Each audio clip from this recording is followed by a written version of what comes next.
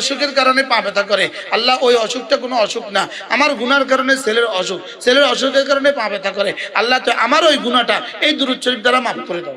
আল্লাহ আপনার রাসূল তো বলছেন একবার দুরূদ শরীফ পড়লে 10টা গুনাহ মাফ করে দিবেন। আল্লাহ যেই গুনাহটার কারণে আমার দাঁতে ব্যথা, আল্লাহ এই মুহূর্তে ওই গুনাহটা মাফ করে দাও।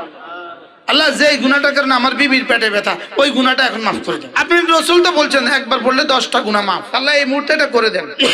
এগুলোর জন্য আল্লাহর সাথে ভালোবাসার কথা বলা, আমি প্রায় মালিকের লাগে ভালোবাসার কথা বলি। আমি কালেমাটা পড়ে আমি কই আল্লাহ তোমার ফেরেশতারে কইও এটা যেন এখন না লাগে, এটা যেন আমার মওতের সময় লাগে। বলে আমার সমস্ত জরুরত আল্লাহ তাআলা পুরো করবেন আমার ঈমান ও আমল দিয়ে। বলেন আমার সমস্ত জরুরত পুরো করবেন কি দিয়া?